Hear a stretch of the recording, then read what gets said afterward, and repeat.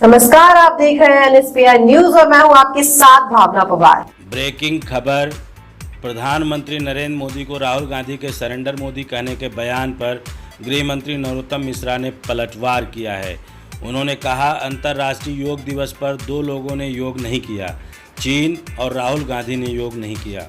उनके शब्द उनकी बुद्धि के पैमाने को बताते हैं। जब भी बोलते हैं वह देश की सैनिक और देश का मनोबल तोड़ने की बात बोलते हैं। लगातार पेट्रोल डीजल के बढ़ते दामों को लेकर कहा, कोरोना कारण से सभी लोग प्रभावित हो रहे हैं, जल्द ही इससे सभी लोग उबर आएंगे।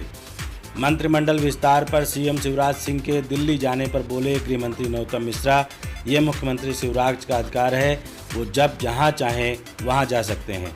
उपचुनाव को लेकर कांग्रेस की रणनीति पर गृह मंत्री ने कहा, कांग्रेस देश में कहीं चुनौती नहीं बची।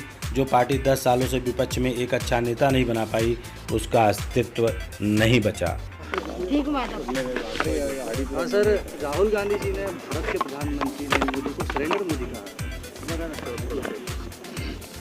दो लोगों ने कल योग नहीं किया, एक तो चीन ने योग नहीं किया, एक राहुल गांधी जी ने योग नहीं किया। स्वाभाविक रूप से जो उनके शब्द हैं वो उनके बुद्धि के पैमाने को भी बताते रहते हैं। वो जब बोलते हैं ऐसे ही बोलते हैं, जिससे सेना का मनोबल टूटे, देश का मनोबल टूटे, बस उनका खुद का मनोबल बढ़ जाए।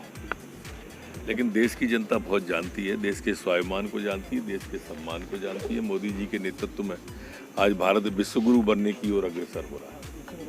तो राजीव जी जैसी छोटी बातों से कोई फर्क नहीं पड़ता। और पूछो।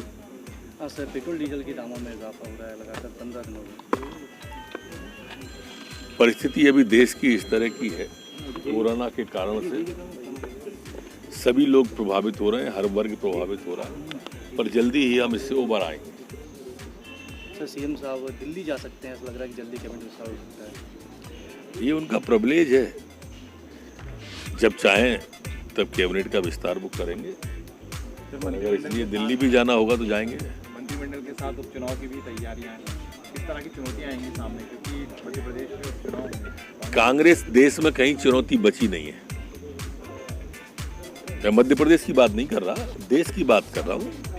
जो पार्टी 10 साल में अपने को विपक्ष का नेता बनाने लायक उम्मीदवार न जिता पाए, उससे क्या उम्मीद करेंगे। सवाल मध्य प्रदेश का है तो यहाँ तो धोखे से एक बार आ गए। काठ की हाड़ी बार बार नहीं चढ़ती। एक बार किसान को, नौजवान को धोखा दे दिया और चुनाव में वो भी बहुमत नहीं मिला।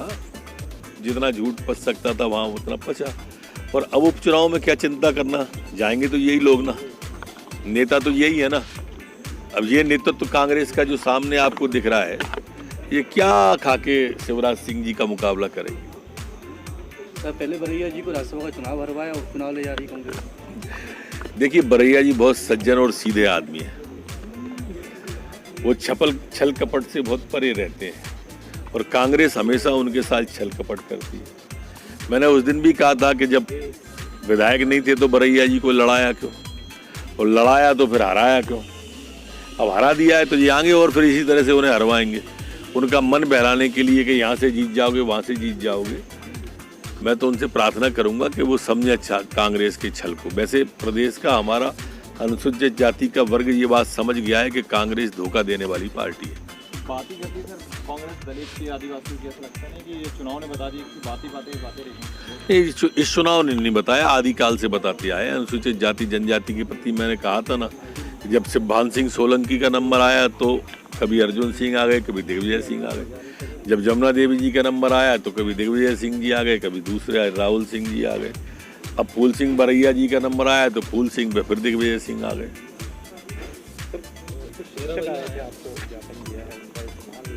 मैं शिक्षा विभाग को भेज दूंगा, गाड़ी ला। तो ये थी अभी तक की कुछ प्रमुख खबरें। आगे की और भी खबरों के लिए सब्सक्राइब करें हमारा चैनल एनएसपीआई न्यूज। धन्यवाद।